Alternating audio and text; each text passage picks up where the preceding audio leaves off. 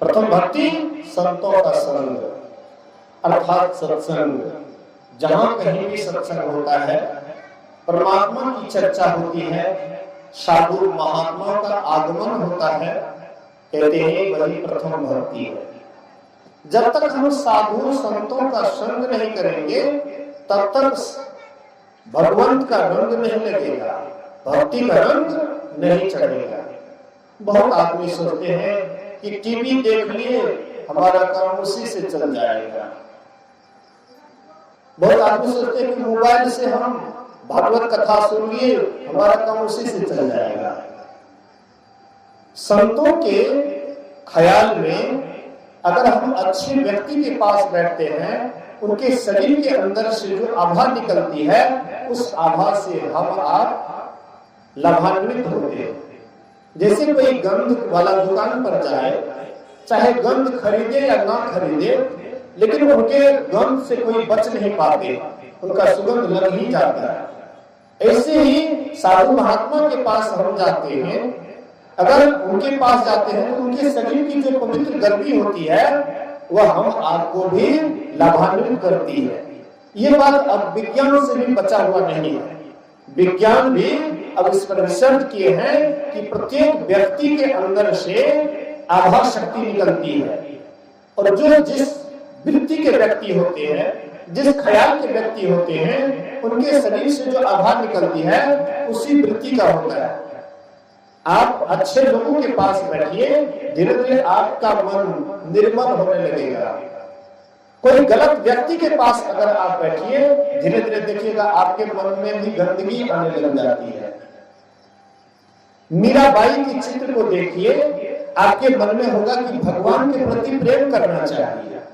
वहीं पर कोई फिल्मिस्तान की कोई हीरोइन है, उनके तरफ आप देखिए, आपका मन भगवान की तरफ नहीं जाकर के आपका मन संसार की ओर जाने लगेगा।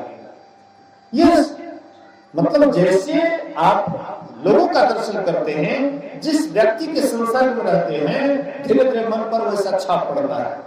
इसलिए भगवान राम कहते हैं प्रथम भक्ति का शुरुआत है सत्संग, संतों का संग। प्रथम भक्ति संतन कर संगा। जब संतों का संग करते हैं तो वहां पर कथा प्रसंग तो मिलता ही है, नहीं भगवान की चर्चा, हाँ परमात्मा की चर्चा, ईश्वर की चर्चा सुनने के लिए मिलता है। संतों के पास बैठेंगे तो क्या मिलेगा सुनने के लिए कि खेत में कितना खाद डालिएगा, कौन बीज डालिएगा, कौन बिचड़ गिराइएगा। संतों के पास ये सब चर्चा नहीं होती है। संतों के पास जब भी चर्चा होती है तो परमात्मा की चर्चा होती है, ईश्वर की चर्चा होती है, भक्ति की चर्चा होती है कि हम भगवान को कैसे प्राप्त करेंगे, ईश्वर की तरफ कैसे जाएंगे, उनके पास क्या रास्ता है। वह रास्ता बाहर नहीं, सबके अंदर में है। इन सारी बातों की चर्चा होती है संतों के संग में। तो कथा प्रसंग जो आप प्रेम से सुन रहे हैं, अभी जो आप लोग बैठे हुए हैं, कथा प्रसंग को बड़ा प्रेम से सुन रहे हैं, कहते यही दूसरी भक्ति हो गई। गुरुपद पंकज सेवा, तीसरी भक्ति अमान, चौथी भक्ति मम गुणगन, करई कपट तजिगान। कहते तीसरी भक्ति क्या है? कहते हैं कि गुरुपद पंकज सेवा, परमात्मा की कृपा से आपको जो गुरु मिले उनके चरण की सेवा। चरण की सेवा दो तरह से होता है। एक तो स्थूल शरीर के चरण की सेवा होती है, दूसरे होते उनके आज्ञा का पालन करना। जो गुरु बसे बनारसी, शिष्य समुद्र तीर, एक पलक बिछड़े नहीं, जो गुण होए शरीर। आप लोग सुने होंगे अर्जुन को सिखाने वाले थे द्रोणाचार्य। गुरु द्रोणाचार्य अर्जुन को मान विद्या सिखाते थे।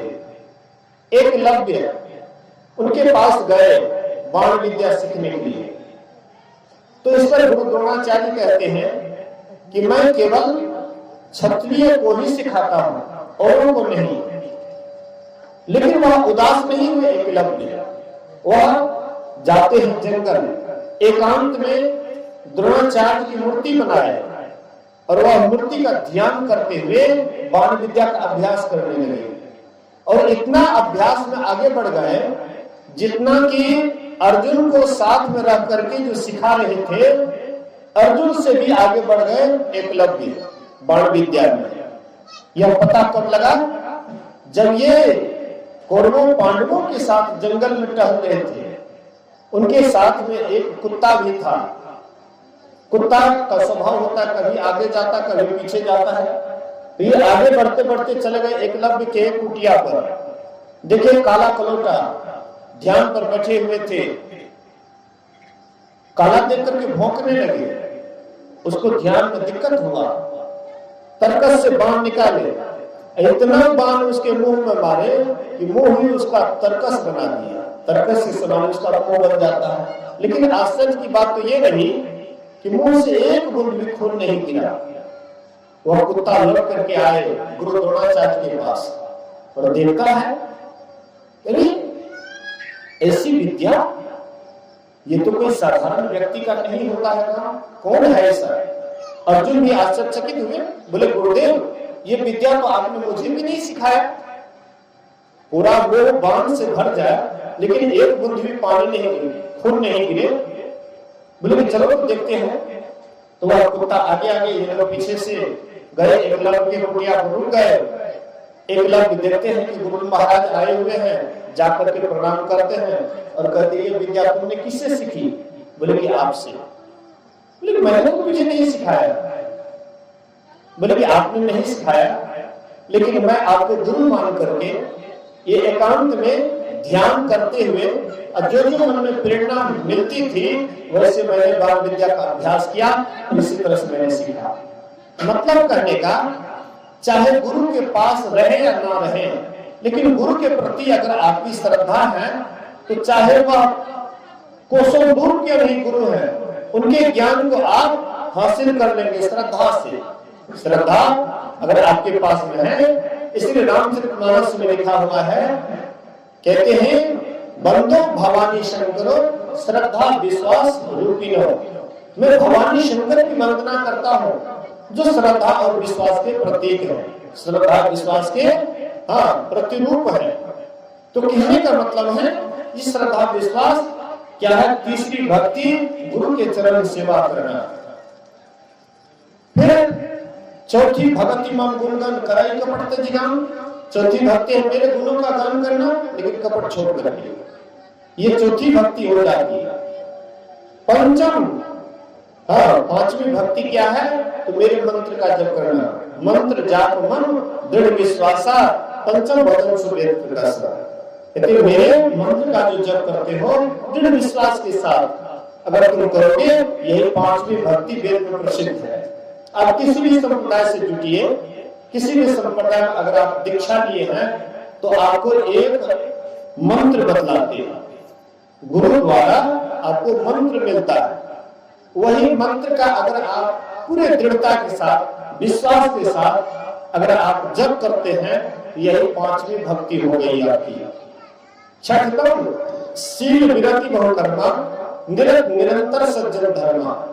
ये पांचवी भक्ति तक तो प्राय हम आप समझ जाते हैं, लेकिन छठी भक्ति से थोड़ा महीन भक्ति है, उसको हम आप जल्दी नहीं समझ पाते। महीन ज्ञान है लेकिन समझते समझते एक दिन समझने भी लग जाते हैं। छठी भक्ति क्या है? छठ दम शील, इंद्रियों का दमन करना। इंद्रियां विषय की तरफ जाती है, जब तक हम आपकी इंद्रियां विषय की तरफ कब जाती है? जब इससे चेतन धार लगे हुए हैं। आंख में चेतन की धारा है, आंख देखने का काम कर रहा है। कान में चेतन की धारा है, कान सुनने का काम कर रहा है। नाक में चेतन धारा है, इसलिए सुगंध दुर्गंध का नाक में ज्ञान है।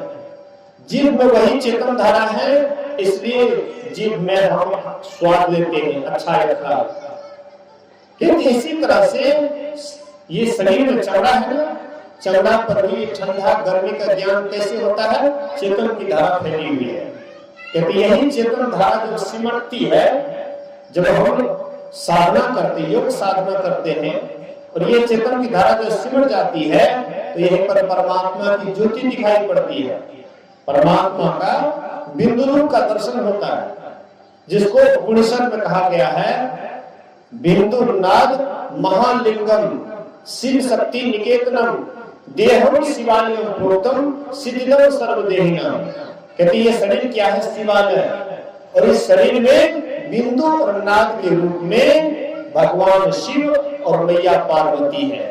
मैया पार्वती बिंदु के रूप में है और शिव जी नाद रूप में प्रतिष्ठित है।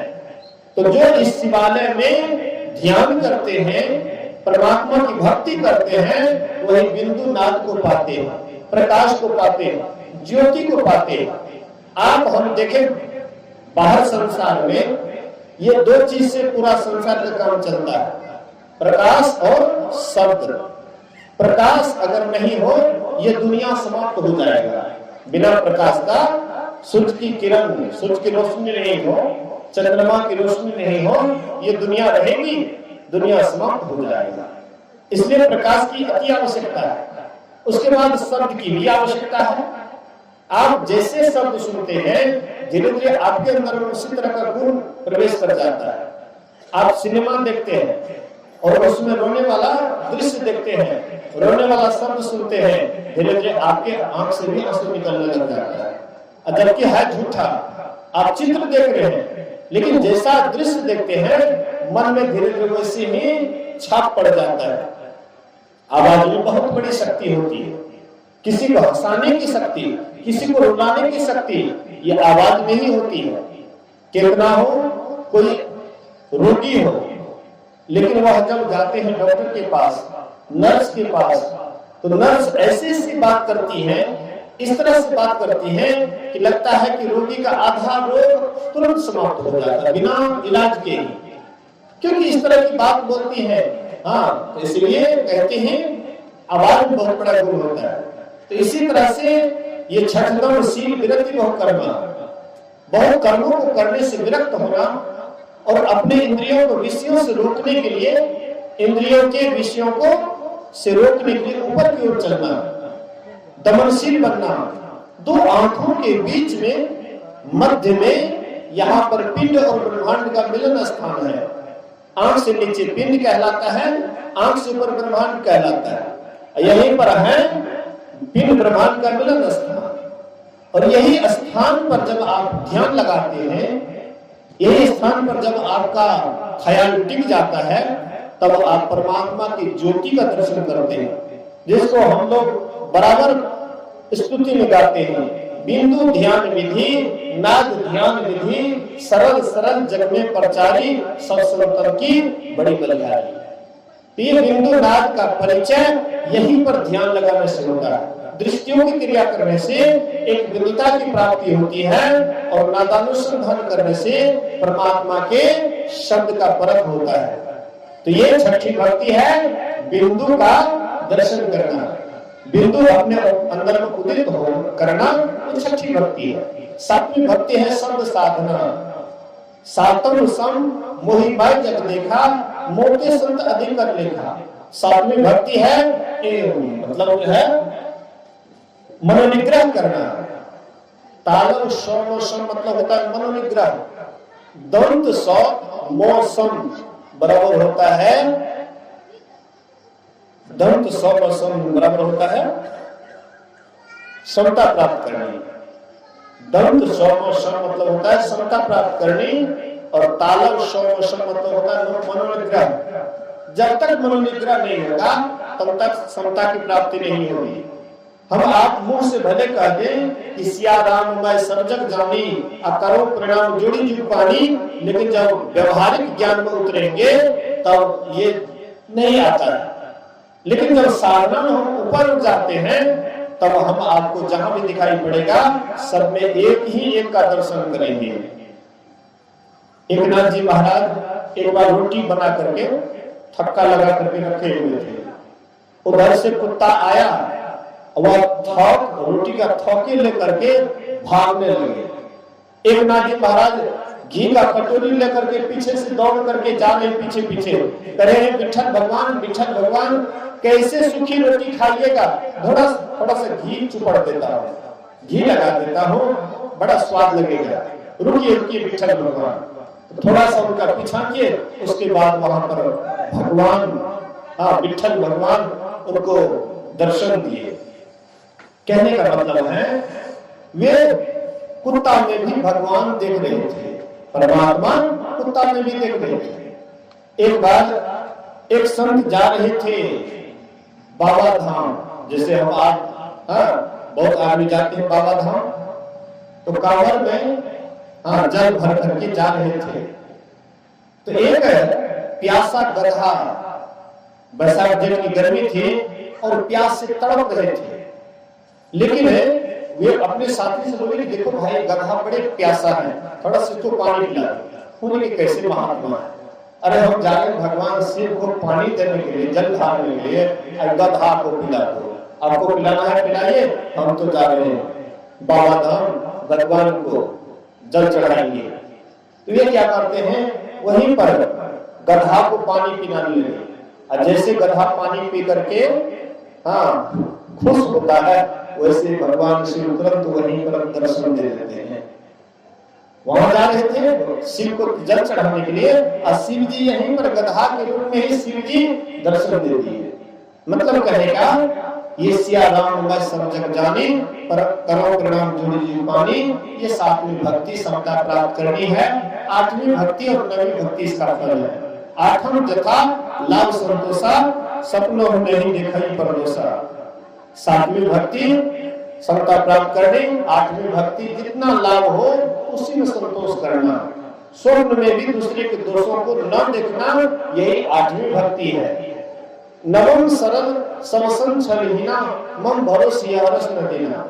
नवी भक्ति सबसे सरल हो जाना, निष्कपट हो जाना, न हर्ष ला करके न दीनता ला करके, केवल मनो मेरा भरोसा रखना है। राम भगवान कहते हैं मोर दास कहाई नर आशा, करई तो कहूं कहां विश्वासा। कोई मेरा दास कहलाता है, लेकिन कोई नर राजा का आशा करते हैं तो कहो कहां तक उसको विश्वास है। इसलिए एक परमात्मा पर विश्वास रखते हुए एक एक भक्ति के क्रम को समझना है, और एक एक भक्ति करेंगे जरूर है। एक न एक दिन हम आप इस श्रद्धा भक्ति को प्राप्त करके भगवान को पाएंगे और सदा के लिए मोक्ष मुक्ति प्राप्त करेंगे। बैठिए डॉक्टर साहब, बैठिए। बोलिए श्री सद्गुरु महाराज की जय। आइए एक छोटा सा भजन, और उसके बाद आरती की ओर चलेंगे।